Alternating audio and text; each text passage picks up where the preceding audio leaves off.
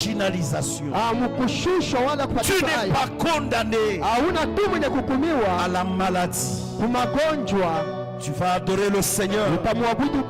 Il sait que Dieu est capable de faire. En te souvenant de ce que Dieu a déjà fait. Jésus est bon. Je voudrais que tu réalises la grandeur de Dieu. Tu t'avances avec ton offrande d'adoration. C'est un moment agréable.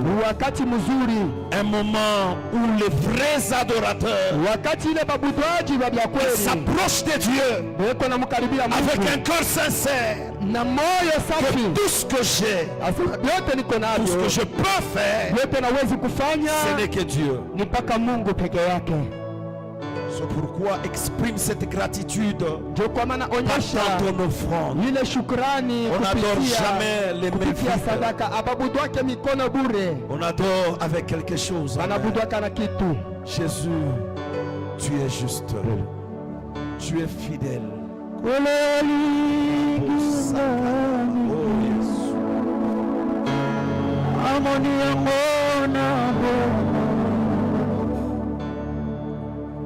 Oh Ananazalaki mitele mano Yesu Yolokotaki ngayo sukoli Yesu Yokomisinga imwana nayo Nakopesa nayo Pona masoyo yosale Pesa nayo nini Bona masoyo sale likawe Nazo iseloni Yemakolo yolingi ngayo Solo bien avec ton cœur Amoni yango leloyo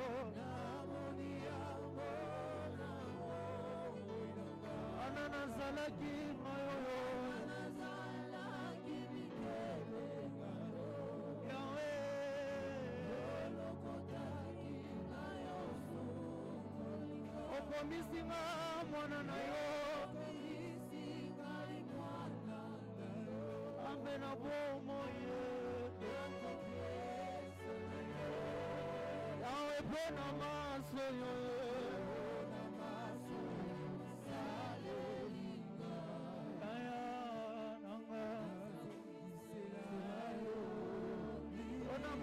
Salelingana poko Atomo boyo salelingana zambe na bomo Yesu Apuina ngatobo ama Yawe tomwa mananue Apuina ngatobo ama Yawe Oh zambe na lukana lozamo Yawe Oh zambe na lukana bomwana Yawe Bolela notikina Yesu si jabolela notikina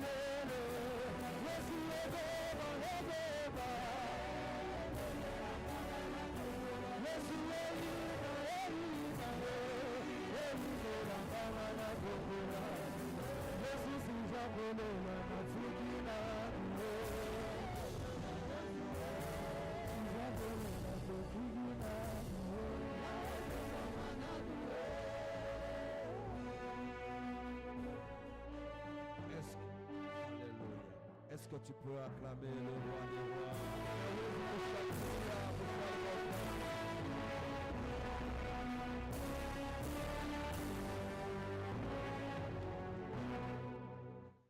Que Dieu vous bénisse. Est-ce que quelqu'un peut acclamer le roi des rois, le Seigneur des seigneurs? Nous sommes arrivés à un bon moment de la parole de Dieu. Je te dis, lorsque Dieu parle, la Bible dit que la terre fasse silence. Ce n'est pas le moment de va-et-vient. Sois calme. Écoute la pensée de Dieu et tu seras béni aujourd'hui. Pendant ces instants, nous allons appeler l'homme de Dieu. Lui, c'est notre bien-aimé, l'ancien Jean-Pierre.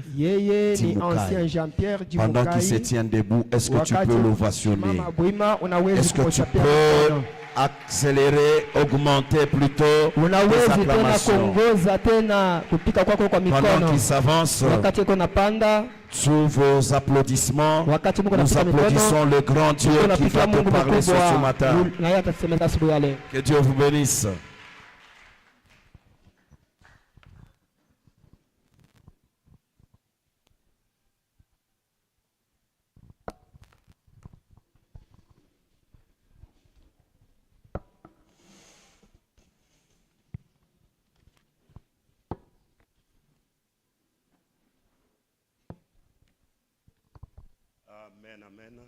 Amen. Amen, amen. Amen. Est-ce qu'on peut manifester la joie dans la maison du Seigneur? Unaweza kuonesha furaha munyumba ya Bwana? Est-ce que l'on peut bien manifester la joie dans la maison du Seigneur? Tunaweza kuonesha furaha mzuri munyumba ya Bwana? Gloire au Seigneur. Sifa kwa Bwana. Oui, bien-aimés frères et sœurs, Ndiyo mpendwa ndugu na dada, je vous dis bonjour ce matin au nom de Jésus-Christ. Je vous salue au nom de Jésus-Christ. Je vous salue au nom de Jésus-Christ. Je vous aime de l'amour du Seigneur. Je vous aime de l'amour du Seigneur. Voilà pourquoi recevez mes salutations au nom de Jésus. Est-ce qu'on peut acclamer le Seigneur? Oui, je suis en train d'être reconnaissant à Dieu ce matin. Parce qu'il n'y a que lui qui peut rendre possible un instant ou un moment.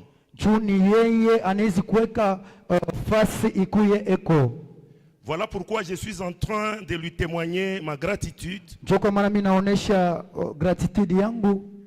Parce qu'il a été avec moi et c'est lui qui vient de rendre possible ces instants. Ensuite, je suis en train de remercier grandement. Merci à l'évêque Mathieu, mon papa, ainsi que maman Ghislaine, pour avoir accepté que je puisse cette semaine parler de la part du Seigneur à cette auguste assemblée. Pour cela que le Dieu que vous servez continue à vous soutenir. Et cela au nom de Jésus. Ensuite, je suis en train de te bénir ce matin, toi mon frère et ma soeur, parce que tu es là. Ta présence est en train de me réconforter. Parce que si tu n'étais pas en ces lieux, je ne pouvais pas prêcher les murs. Et parce que je ne suis pas Jean-Baptiste, n'étant pas habitué à prêcher dans le désert, moi je suis habitué à prêcher aux âmes et au cœur des gens que tu représentes. Et pour cela, je voudrais que les dieux pour qui tu es servante et serviteur puissent te bénir. J'ai dit les dieux pour lesquels tu es servante et serviteur puissent te bénir. J'insiste encore, les dieux pour lesquels tu es servante et serviteur puissent te bénir. Est-ce que tu peux acclamer le Seigneur? Oui, tout au long de la semaine, nous sommes en train d'exploiter un intitulé.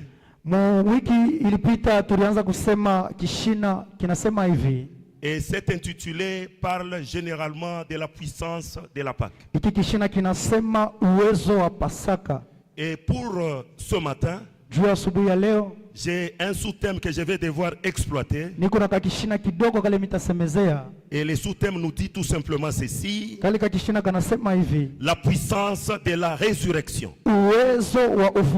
La puissance de la résurrection. J'ai parlé tout au long de la semaine en long et en large. Et nous avons passé des temps merveilleux dans la présence de Dieu avec ceux qui étaient là. Voilà pourquoi, avant d'aller dans les eaux profondes,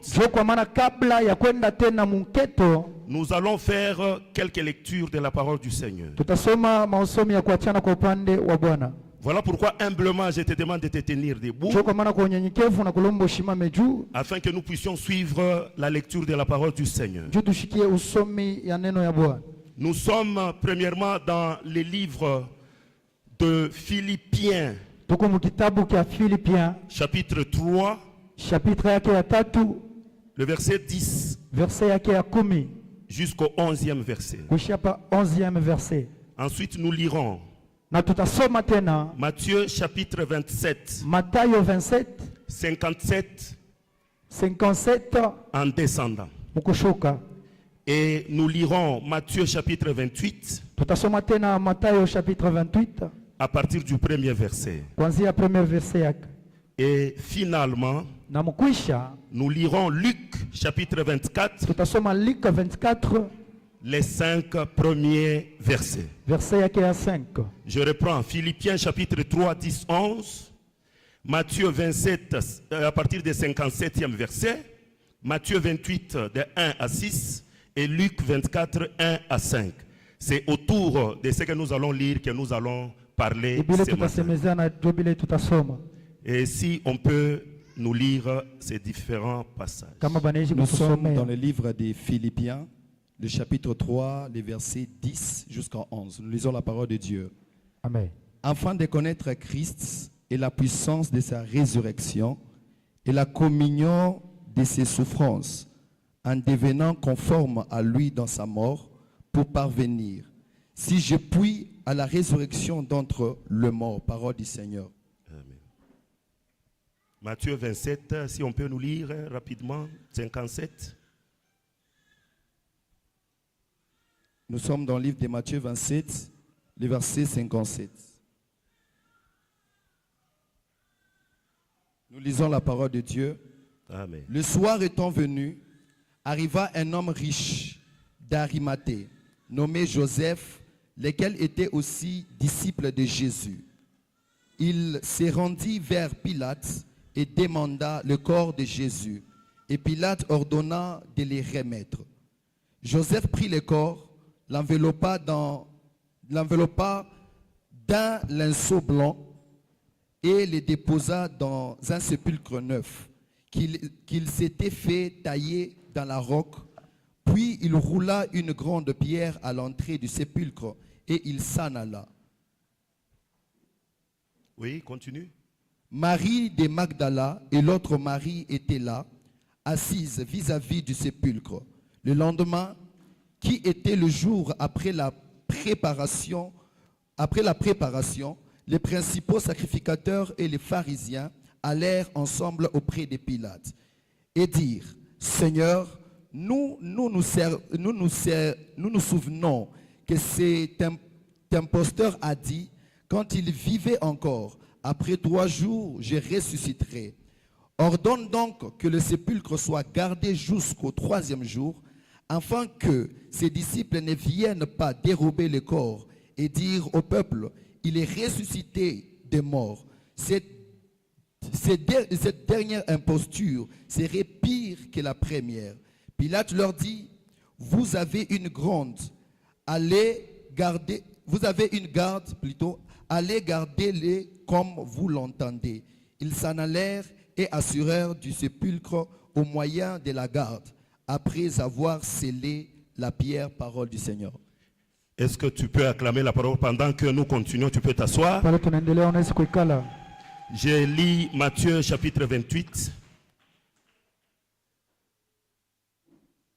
Matthieu 28, j'ai lu les 6 premiers versets au nom de Jésus. Amen. Après le sabbat, à l'aube du premier jour de la semaine, Marie de Magdala et l'autre Marie allèrent voir les sépulcres. Et voici, il eut un grand tremblement de terre, car un ange du Seigneur descendit du ciel, vint rouler la pierre et s'assit dessus. Son aspect était comme l'éclair et son vêtement blanc comme de la neige. Les gardes tremblèrent de peur et ils devinrent comme morts. Mais l'ange prit la parole et dit aux femmes, pour vous, ne craignez pas, car je sais que vous cherchez Jésus qui a été crucifié. Il n'est point ici, il est ressuscité comme il l'avait dit. Venez, voyez les lieux où il était couché. Est-ce qu'on peut acclamer la parole? Luc 24. Le premier jour de la semaine, elles se rendirent au sépulcre de grand matin, portant les aromates qu'elles avaient préparés. Elles trouvèrent que la pierre avait été roulée de devant les sépulcres. Et étant entrées, elles ne trouvèrent pas le corps du Seigneur Jésus. Comme elles ne savaient que penser de cela, voici 2 hommes leur apparurent, en habits resplendissants, saisis de frayeur. Elles baissèrent le visage contre la terre, mais ils leur dirent, pourquoi cherchez-vous parmi les morts celui qui est vivant? Il n'est point ici, il est ressuscité. Est-ce qu'on peut acclamer la bonne parole du Seigneur? Est-ce que tu peux bien acclamer la parole du Seigneur? Oui, bien-aimés frères et sœurs, je voudrais que en ce moment ici,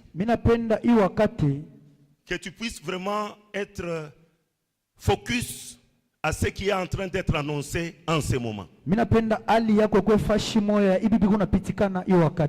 Que tu sois vraiment attentif afin que tu puisses saisir ta part ce matin.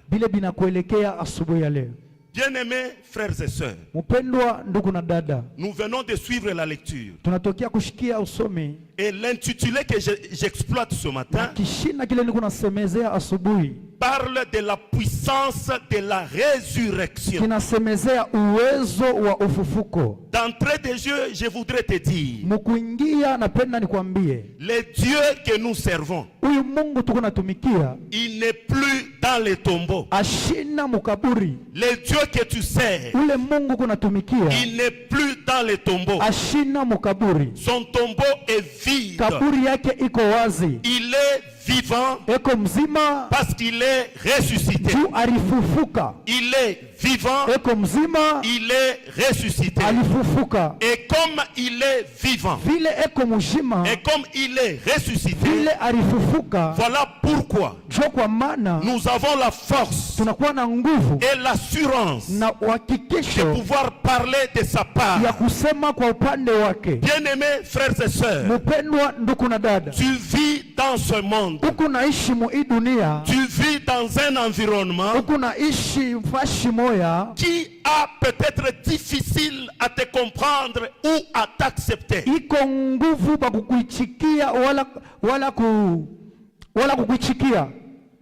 faut qu'on aille ensemble. Hein?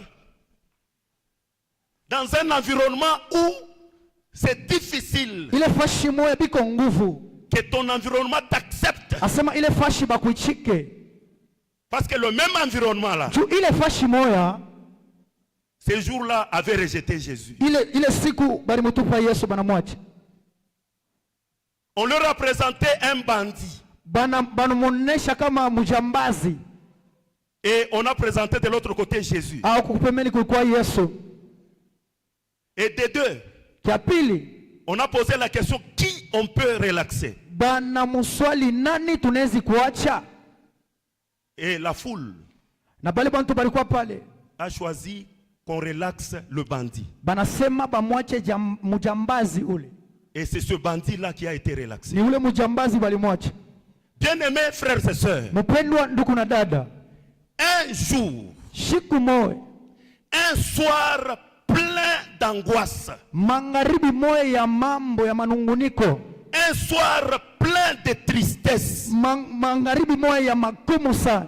un soir plein d'humiliation, un soir que les disciples de Jésus n'avaient jamais vécu.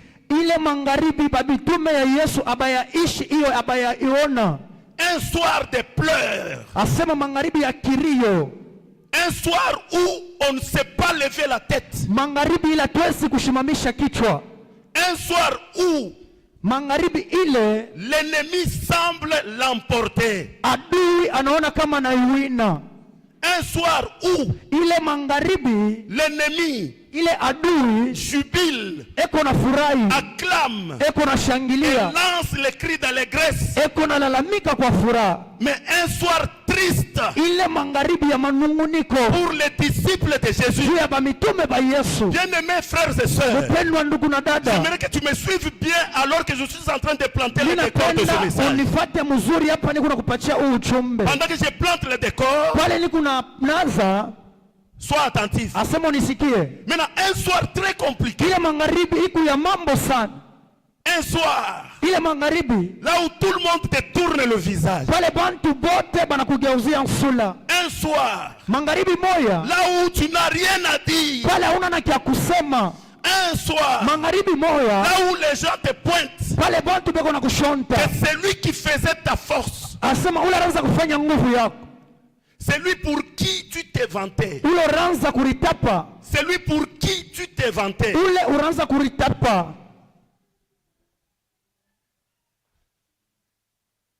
C'est lui que tu considérais comme étant ton protecteur.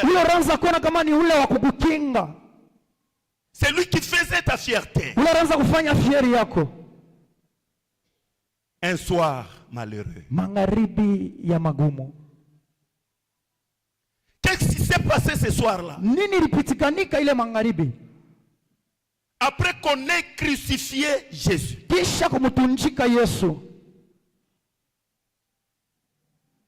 Jésus a rendu l'âme. Après qu'il ait rendu l'âme, le corps est resté là-bas. Un soir, les disciples dans la peur,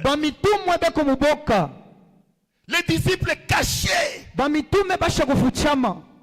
pour éviter à ceux qu'ils puissent perdre leur vie. Leur maître crucifié, quand bien même il leur avait annoncé à l'avance que je mourrai et je ressusciterai 3 jours après. Peu importe la parole qu'ils avaient, mais ils avaient peur. Un soir où tous les passants qui passaient par là, quand ils regardaient Jésus suspendu, perché sur un bois, muchi. Les gens pouvaient dire, Bantu balipasha kusema, lui qui a ressuscité les morts, yeye alifufula wafu, lui qui a fait autant de miracles, yeye alifanya mamirakle ya kuachana, lui qui a guéri les aveugles, yeye aliponya vipofu, lui qui a délivré les possédés. yeye alikomboa wale walikuwa basha kuingia na mademo. Maintenant, comment lui-même ne parvient pas à se délivrer Namna kani yeye peke anashinda kulitosha kule de cet état de choses? muhi mambo. Les gens ont commenté d'une manière diverse. Bantu balisema bintu bya kuachana. Il disait Balianza kusema que c'est lui le fils de Dieu. asema yeye ni mtoto wa Mungu. Qu'il dise même à son père Ambie hata baba yake pour que son père puisse l'épargner de ça. juu babake amweke mbali na ile mambo. Mes bien-aimés frères et sœurs, Lakini mpendwa ndugu na dada, toi qui me suis ici wewe présentiel hapa et ceux-là qui me suivent à travers les réseaux, na bali pia kunatufuata kwa marezo, je voudrais te fortifier mimi napenda kukutia nguvu. que le soir dans une vie ne dure pas une éternité. Asema magharibi moya mu maisha aishi kwa milele. Le soir ne dure jamais une éternité. Asema magharibi aikawake kwa milele. La Bible nous dit dans le livre d'Ecclésiaste Biblia inatuambia mu kitabu cha Ecclesiastes que chaque chose a son temps. asema kila kitu kiko na wakati yake. Il y a le temps pour semer Kuko wakati ya kotesha, et il y a le temps pour planter. kuko wakati ya kotesha Il y a na le temps pour récolter. kuko na wakati ya kuvuna. Il y a le temps pour naître. Kuko wakati ya kuzarikwa, Il y a le temps pour mourir. kuko wakati ya kufa. Il y a le temps pour pleurer. Kuko wakati ya kuria, Et il y a le temps pour se réjouir. kuko wakati ya kufurahi. Maintenant, bien-aimés frères et sœurs, Sasa mpendwa ndugu na dada, un moment de chaos, asema ile wakati ya nguvu, un moment difficile, wakati ya nguvu, je voudrais te fortifier pour te mimi dire, napenda kukutia nguvu tu kukwambia quoi que tu traverses un soir, vile bioto kunapitisha magharibi, quoi que tu traverses les ténèbres, hata unapitisha giza, quoi que tu traverses ce que tu traverses là, hata unapitisha bila kunaishi. mais je te présente ce matin Mimi nakuonesha asubuhi les ressuscités du troisième jour. ule alifufuka siku ya tatu, Les ressuscités du troisième jour. ule alifufuka siku ya Le tatu, Seigneur Jésus-Christ. Bwana Yesu Kristo. Bien-aimés frères et sœurs, Mpendwa ndugu na dada, les premiers jours, siku ya kwanza Dieu leur a laissé le temps de se réjouir. Mungu anebacha wakati ya boku Il leur a furahi, laissé le temps d'acclamer. anebachia wakati ya boku pika Il leur a mikono, laissé le temps de dire tout. anebachia wakati ya kusema biote. Mais ils ne savaient pas Abakuyue que ce qu'il avait dit, asema bila alisema après 3 jours, kisa siku ya il tatu ressusciterait. atafufuka, Et cela devait arriver. na bile bilipasha kufika. Maintenant, ce soir-là, Ile magharibi dans ce climat de chaos, asema muile hali ya mambo ya nguvu, pendant que tout le monde a laissé le corps de Jésus, wale bantu bote baracha mwili ya Yesu. la Bible dit, Biblia inasema il eut un homme. asema kulikuwa mtu mmoja, Et cet homme s'appelle Joseph. ule mtu aliitwa Yusufu. Il habitait une entité qu'on appelle Arimathée. Asema alianza kuishi fasi moja banaita Arimathea. Voilà pourquoi on l'appelle Joseph d'Arimathée. Sio kwa maana banamuita Yusufu wa Et Arimathea. lorsque je lisais la Bible, Pale mimi naanza kusoma la Biblia. Bible a dit Biblia inasema que ce Joseph-là asema ule Yusufu était aussi disciple de Jésus. alikuwa na yeye mtumwa wa Yesu. Amen. Amina. Amen. Amina. Est-ce que tu peux acclamer la parole? Unaweza kushangilia nini? Maintenant, lorsque lui est arrivé à ces lieux-là, Pale yeye anafika ile fashi, il a regardé. anaangalia, Il s'est dit, ça c'est mon Seigneur. anasema huyu ni bwana wangu, Ça c'est mon maître. huyu ni mwalimu wangu. Je ne peux pas Shezi laisser kuacha le corps mwili de mon maître ya mwalimu wangu suspendu, iko kule, abandonné comme ça, basha kuyacha sur la vile place publique. bantu fashi, bantu beko bamingi. Je ne peux pas laisser ça. Shezi kuacha hiyo, Je ne peux pas. shezi Pourquoi? juu ya nini? Parce que ça fera ma honte. Juu itafanya aya yangu. Suivez-moi bien. Sikia mzuri, Ça fera ma honte. itafanya aya yangu. Je ne dois pas laisser ce corps. Shezi kuacha hii mwili, Ça c'est le corps de mon maître. ni mwili ya mwalimu wangu, Ça c'est le corps de mon Dieu. ni mwili ya Mungu wangu. Mais il est abandonné. Basha kumwacha Bien-aimés frères et sœurs, il s'est dit comme ici où nous vivons, il y a quand même les autorités chez qui je peux aller demander l'autorisation afin que je puisse récupérer le corps de mon maître pour lui faire des obsèques dignes de son rang. Et bien aimés frères et sœurs, il est allé voir Pilate.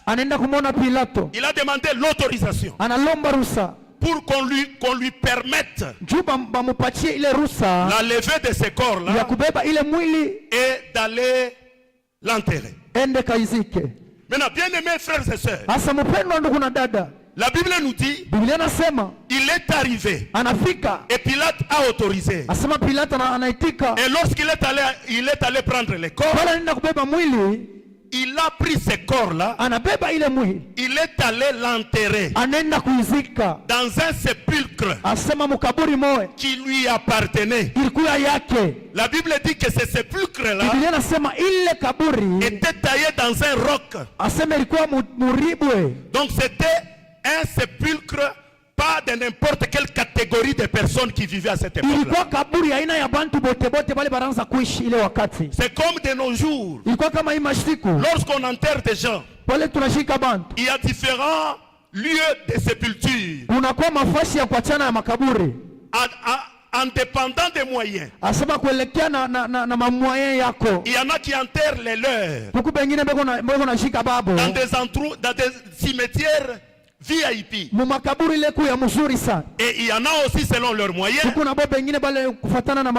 qui enterrent leurs proches dans d'autres cimetières qui n'ont pas la même valeur que celui-là. Maintenant pour Joseph d'Arimathée, il a pris le corps de Jésus. Il est allé l'enterrer dans un sépulcre. Et il a enveloppé le corps de Jésus dans un linceul. Et il est allé introduire ça dans la tombe qu'il avait préparé pour lui-même. Et il a pris une grosse pierre et il a scellé la tombe. Et lorsqu'il a scellé la tombe, lui a fait ce qu'il devait faire. Bien-aimés frères et sœurs, je suis en train de vous dire ceci. Ce qui était arrivé ce jour-là, bien-aimés frères et sœurs, c'était en quelque sorte un moment de souffrance pour les apôtres. Parce qu'il s'était dit que comme les gens d'abord nous traitaient avec inimitié, et comme notre maître est parti, quel sera notre devenir? Je te dis ce matin, ton soir que tu traverses là, ton soir que tu vis là, ne fera pas longtemps. Ce soir-là sera remplacé par un grand matin au nom de Jésus. Le soir, tu ne sais pas bien voir. Le soir, tu as la confusion. Le soir, tu ne sais pas apprécier les choses. Mais je proclame ce matin, il y a un grand matin dans ta vie au nom de Jésus. Je m'adresse à toi. Il y a un grand matin dans ta famille, dans ton travail, dans ta santé. Parce que le matin, on sait voir. Le matin, on sait distinguer. Le matin, on peut échapper à un obstacle. Pourquoi? Parce que nous voyons clair. Il y a la lumière. C'est le Seigneur Jésus-Christ qui est la lumière du monde. Éclaire ta vie. Éclaire ta famille. Éclaire ton travail. Éclaire tout ce que tu fais. Au nom de Jésus. Bien-aimé, que personne ne te dise que Jésus n'est pas Dieu. Une telle personne chasse-la. Une personne, gifle-la même. Muntu wa vile umupige atakapata. Donne lui-même un coup. Umupige makofi. Mutosha tame nombiri. Amen. Amen. Amina. À quoi toi kwambi qu'il te dise oh Jésus n'est pas Dieu. Akwambia sema Yesu ana Mungu. Umolesa nikujiba binkubala urikuri ya bile binakulewesha. Amina. Jésus est Dieu. Yesu ni Mungu. La divinité de Jésus n'est plus à démontrer. Bumungu bwake abuna bwakonesha. Et ce qui nous donne la force de dire tout ça, c'est parce qu'il est mort et il est ressuscité. Ressuscite aussi au nom de Jésus. Que ton ministère ressuscite au nom de Jésus. Que tes affaires ressuscitent au nom de Jésus. La résurrection confond la puissance de la mort. La mort n'a pas de puissance. Parce que Jésus-Christ lui-même, il se présente. Il dit ceci: je suis la résurrection et la vie. Ce n'est pas seulement la résurrection, mais c'est une résurrection plus la vie. Bien-aimés frères et sœurs, ressuscite et est la vie au nom de Jésus.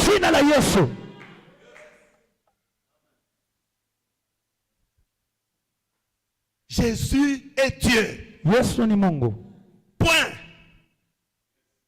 Il n'y a même pas à mettre une virgule ou soit quoi que ce soit. Jésus est Dieu. Yesu ni Mungu. Bien-aimé. Mpendwa. Après le tour de Joseph d'Arimathée. Kisha kufanya kwa Yusufu Arimathée. Suis-moi bien parce que je suis en train de terminer. Unisikie mzuri niko naenda kuisha. Je suis en train de terminer. Niko naenda kuisha. C'est un message synthèse. Ni ujumbe. Parce qu'aujourd'hui nous célébrons la résurrection seulement. Leo tunasherehekea ufufuko tu. Tutakawia nini? Tuna célébrer résurrection. Amen. Maintenant écoute. Sikia. Les officiers de Pilate, bale ba officier ba Pilato, ils se sont rendus compte banawaza que ce monsieur ici on l'a enterré. Asema huyu mtu tulimuzika. Joseph d'Arimathée l'a enterré. Yusufu alimuzika. Ils vont voir Pilate. Alienda kumwona Pilato. Ils vont. Abanenda kumwona Pilato. Et lorsqu'ils sont allés voir Pilate, wale banenda kumwona, c'était pour lui dire, nichwa kumwambia, monsieur l'autorité, est-ce que tu peux nous permettre que nous prenions la garde, que nous prenions les soldats, que nous prenions les militaires, qu'ils aillent garder la tombe de Jésus? Comme Pilate, lui, c'était déjà la veille de cette affaire de Jésus. Parce que Pilate avait dit, moi en tant qu'autorité, je ne trouve aucun mal que cet homme a fait. Comme c'est vous, vous voulez que je puisse les condamner. Mais quant à moi, je me lave les mains. Parce que je l'ai trouvé que c'était injuste. Et là, lui savait déjà qu'on a tué un injuste. Et comme il y avait la grogne publique, maintenant, pour essayer de calmer cette grogne publique, Pilate a accédé à la demande du peuple. Maintenant, lorsque les officiers sont venus le voir, qu'il faut mettre des soldats à sa tombe pour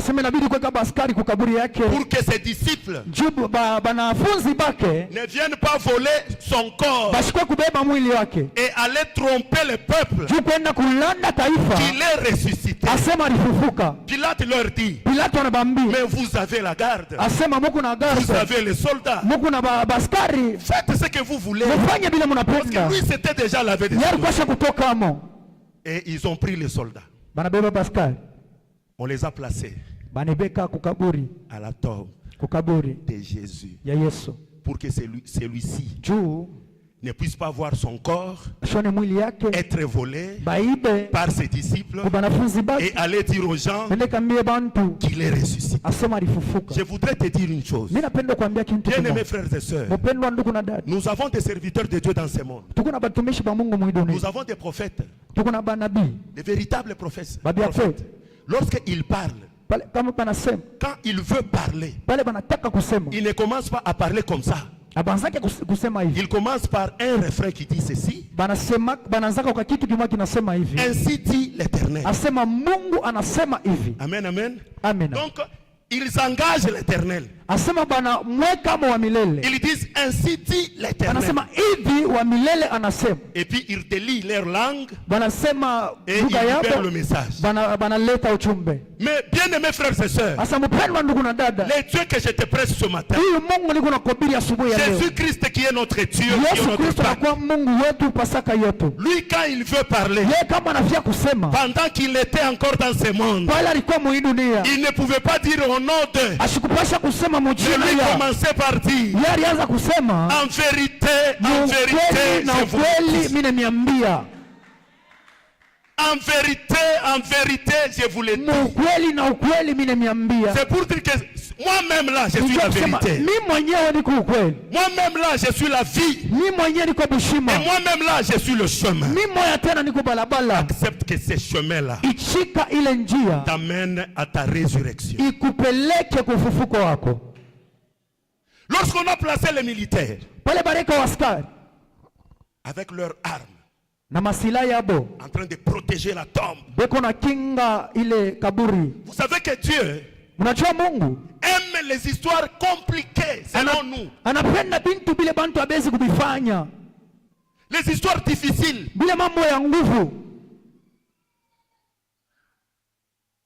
Les problèmes que le monde ne peut pas donner solution. Les problèmes que ton argent ne peut pas donner solution. Les problèmes que les diplômes d'université ne peuvent pas résoudre. Mais lui intervient dans ces problèmes durs là. Ah, j'ai dit qu'il intervient dans ta difficulté là. Qu'il intervient dans ta difficulté là. Qu'il intervient dans ton problème là. Ces problèmes là, lorsque tu te couches, tu pleures, tu penses et tu développes même certaines maladies. Je te dis ce matin, Jésus-Christ est ta résurrection. Jésus est ta résurrection. La résurrection, ça signifie ceci: une régénération, un nouveau départ, un nouveau chapitre, une nouvelle page. Accepte que Jésus-Christ commence avec toi une nouvelle page au nom de Jésus. Avec Jésus, ce n'est pas encore terminé. Même si on t'a dit que les diagnostics que nous avons posés sur ce corps, diagnostic, constat, les constats, nous dit que c'est une maladie incurable. Nous dit que avec cette maladie, il n'y a plus d'espoir. Avec la perte du capital que tu as fait, c'est difficile économiquement parlant que tu puisses te relever.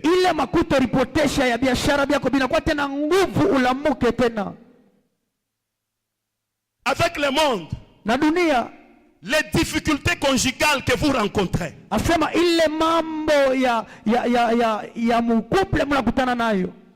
l'incompréhension qui bat son plein, il y a toujours des problèmes. Mais je te certifie ce matin, le Dieu de l'évêque Matthieu, le Dieu de l'évêque Matthieu, qui n'a jamais échoué à tous les problèmes là, que ce Dieu-là ressuscite tes biens. et qu'il donne encore la vie à tes biens. Bien-aimé, je te dis ce matin, ce que je suis en train de dire, il faut que ça parvienne à abroger. Non.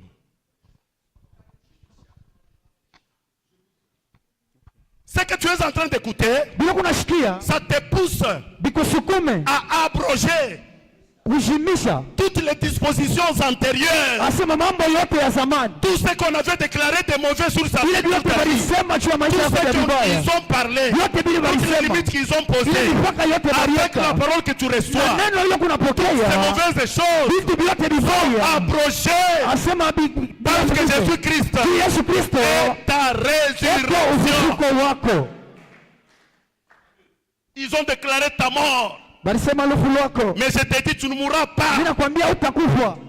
Est-ce qu'il y a quelqu'un qui a la foi?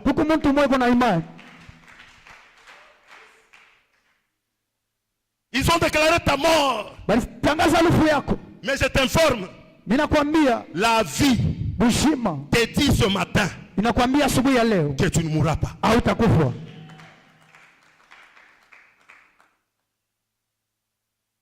N'accorde pas d'importance sur ce que le monde dit. Est-ce qu'on se comprend? Amina. N'accorde pas d'importance. On a dit, oh, tel a vécu aussi les mêmes problèmes. Il est mort. Même si vous êtes dans une même famille, ce tel-là, ce n'est pas toi. Ce tel-là, ce n'est pas toi. Mais toi, tu es condamné à vivre la puissance de la résurrection.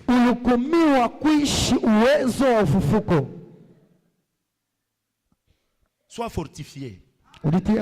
J'ai dit sois fortifié. Avec Jésus, ton histoire continue. Avec Jésus, le nombre d'années s'ajoute. Avec Jésus, la santé devient la santé de fer. Avec Jésus, la résurrection est possible.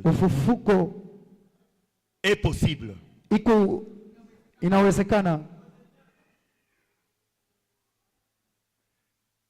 Maintenant, lorsque ces gardes étaient là, en train de voir par où les disciples viendront voler les corps, c'était là avec leurs armes. C'était là. Le premier jour, ils étaient là. Le deuxième jour, ils étaient là. Mais le troisième jour, bien aimé, le troisième jour, à la croix, il y avait 3 personnes. Jésus est ressuscité le troisième. Le troisième jour, ces gardes-là, n'ont pas su expliquer en détail ce qui s'était passé. C'est qu'eux ont constaté, il y a eu tremblement de terre. C'est qu'eux ont constaté que la pierre qui était là-bas était déjà roulée, et dessus cette pierre était assis une personne, un ange de Dieu, et qui était habillé dans des habits d'apparat très blancs. Et la Bible dit, tous ces soldats, ils sont devenus comme morts.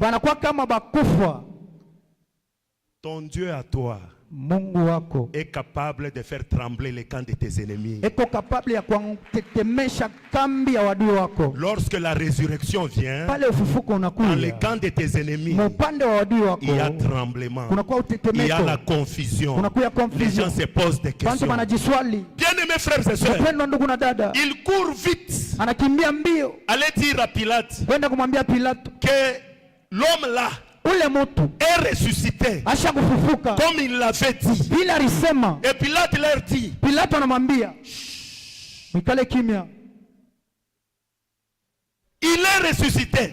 anafufuka. Mais Pilate dit, Lakini Pilato anasema ne dites à personne, mshambie Mungu, on a pris des sommes d'argent, tulibeba makuta on a donné à ces militaires, tunapatia bale baskari, que ce que vous avez vu, ni abila muriona, ne l'annoncez pas. mushiseme, Sinon, nous mushitangaze, allons vivre tutaishi une imposture tutaishi différente de la première imposture. itachana na bile tuliishi vya kwanza. Donc nous allons vivre, Tutaishi les gens n'auront plus confiance en nous. bale bantu batutokea tena Si vous kutumaini. annoncez qu'il est ressuscité, Kama wanatangaza sema alifufuka, on leur a donné l'argent. banapapatia makuta. Mais bien aimés frères et sœurs, Lakini mpendwa ndugu na dada, lorsque chacun d'eux est arrivé chez lui à la maison, pale kila mtu anafika kwake kunyumba, il est entré dans la maison, anaingia munyumba, il s'est assis. anaikala, Sa femme lui pose la question, bibi yake anamswali, comment aujourd'hui tu reviens fatigué comme ça? leo narudia kuchoka hivi, njoo nini?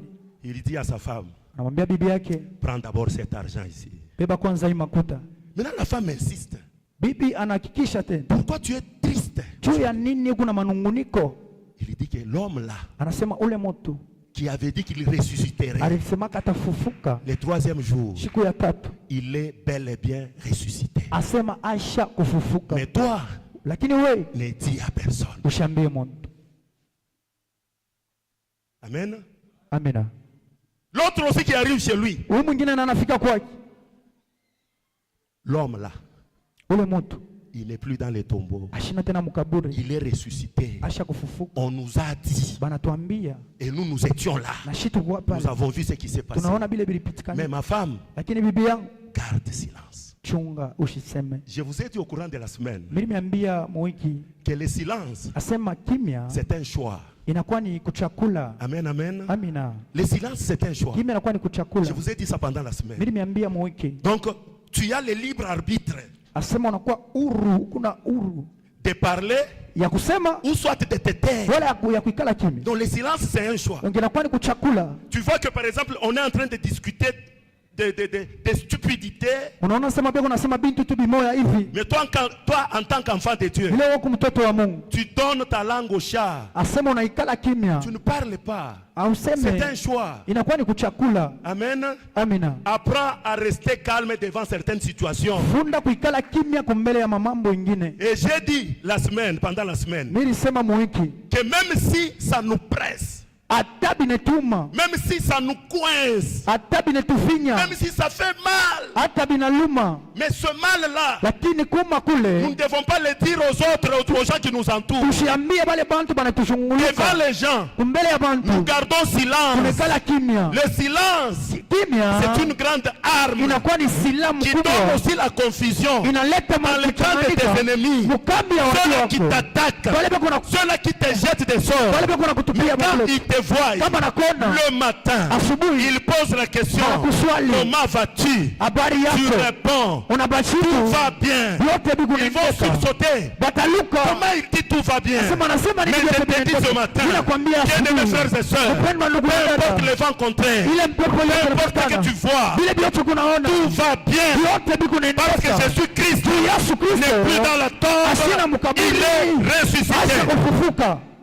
Nous n'annonçons pas un Jésus bébé. Hatutangaze Yesu bebe, Nous n'annonçons pas un Jésus cloué à la croix. hatutangaze Yesu leko kumsalaba, Mais nous annonçons un Jésus ressuscité tutangaze ule Yesu alifufuka, et assis à la droite du Père amekala kumkono ya ume ya dans la Baba. gloire éternelle.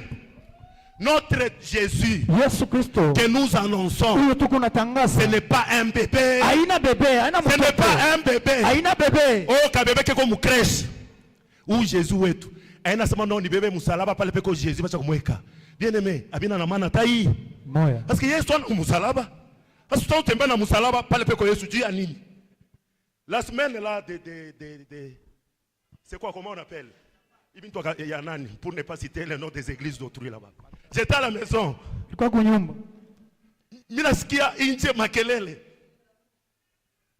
J'ai posé la question.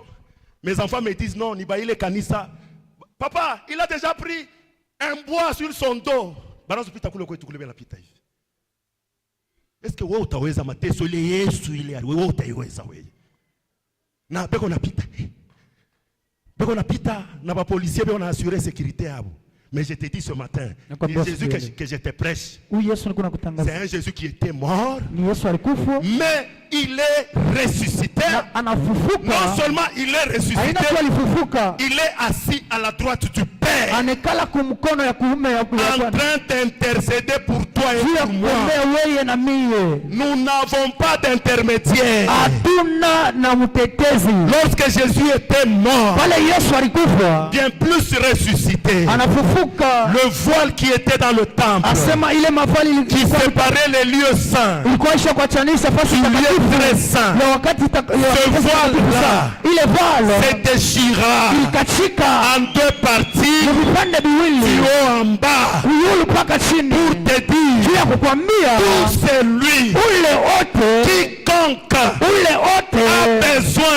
besoin de l'invoquer, qu'il soit à l'église, qu'il soit en voyage, qu'il soit dans l'avion, qu'il soit partout il peut se retrouver, qu'il soit au travail, qu'il soit même dans la douche. Amen.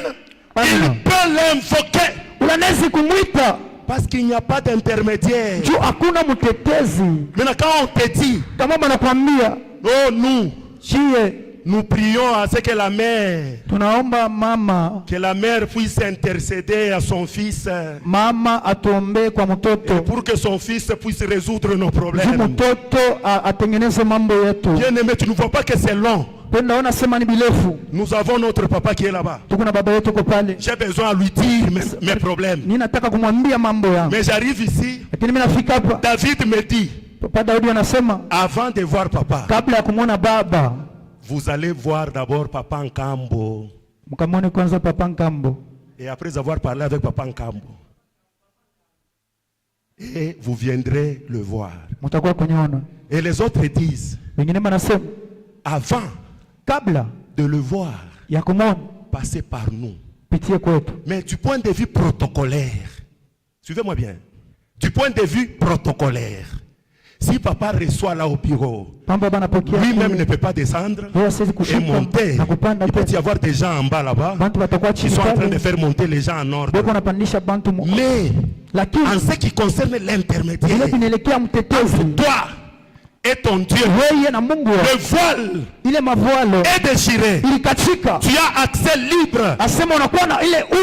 Tu peux appeler papa la nuit, ou comme tu ne peux pas l'appeler, tu t'adresses à Dieu. Il répond. Je dis ceci, tu peux l'appeler.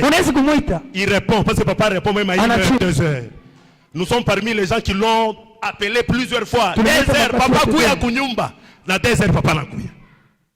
Mais papa peut être en déplacement. Il peut être aux États-Unis. Il peut être au Texas là, dans sa villa en train de se reposer. Tu l'appelles bien sûr, ça passe. Texas,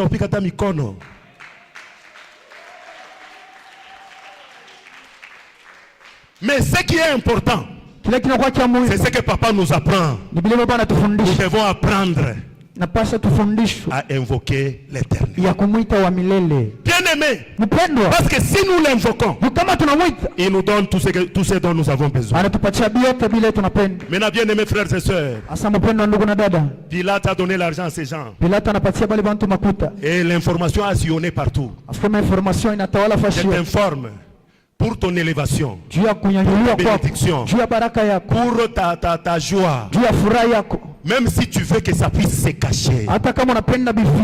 Mais tellement que la résurrection, on ne la cache pas. Tout le monde fera que tu es ressuscité. Tout le monde fera que maintenant ça va dans ta vie. Tout le monde fera. Huyu ashikwanze kuriaka malaki ranza muderanger mumtumbo. Anaanza kuikuria unaongeza mona mikate vile mironaka fashi moyo vina mafuta ya mubichi baneka amo na bitumbula baneka amo anakuria mtumbo ifanya nini aimume malari aisitakuwa nafashi kumbele yako. Amen. Kuba tumeona hangaika leo ukure nyama mikulu itavimba. Ukure tumita sukari diabete. Ukure kwa chumvi sana tension itapanda. Ukure majiba sana inafanya kama ni nini. Ukure kama ni nini graisse inapita. Mais lorsqu'il y a la résurrection, kama kuna kwa ufufuko, puis qu'on a dit équilibré bio bienyewe mon corps. Que celui qui croit acclame le Seigneur. Unanaminia ashangilie Bwana. Lorsque la résurrection arrive, pale ufufuko inafika, les pleurs kuria laissent place aux cris de joie. Inacha fashi kumalalamiko ya furaha. Lorsque la résurrection arrive, pale ufufuko inafika, les cris de détresse asema kulalamika kwa magumu laisse place unacha fashi aux cris de joie. Kulalamika kwa furaha. J'aimerais que ce matin, dans ta vie il y avait des pleurs, maisha yako mle mulikuwa kilio, que Dieu qui sait voir les pleurs que l'homme ne peut jamais voir. Mungu ule anaweza kuona kuria kule mtu ashezi kona. Parce que l'homme peut essuyer les larmes qu'il voit avec les yeux. Anaweza kupangusha machozi ile unaona na macho. Il peut venir avec son mouchoir. Anaweza kuwa na mouchoir yake. Il te dit j'enlève les larmes. Anakuambia mimi nakupangusha machozi. Mais le Dieu que je t'ai présenté ce matin, lakini Mungu nilikuonesha asubuhi, il est capable eko na mamlaka d'effacer les larmes extérieures ya kujima machozi ya roho et les larmes intérieures machozi ya roho na ile ya bantu beko naona, qu'il efface les larmes. Ajimishe machozi. Que la saison des pleurs s'arrête. Asema saison ya kuria ishe. Que la joie s'invite dans ta vie. Que la joie s'invite dans ton mariage. Que la joie s'invite dans ton travail. Que la joie s'invite dans tout ce que tu fais. Trouve du bonheur dans tout ce que tu fais. Mange, bois et réjouis-toi du produit de ce que tu fais. Tel est le vouloir de l'Éternel pour ta vie. Bien, mes frères et sœurs, deux cortèges. L'un allait dans un sens et l'autre allait dans un autre sens. Mais ces deux cortèges avaient des messages diamétralement opposés. Le premier cortège allait pour enterrer. Et le deuxième cortège accompagnait Jésus. Comme Jésus marchait avec des foules. Ces gens qui allaient enterrer là n'avaient aucune idée de ce qui devait arriver. Pour eux, c'était fini. Le fils unique de la veuve était mort.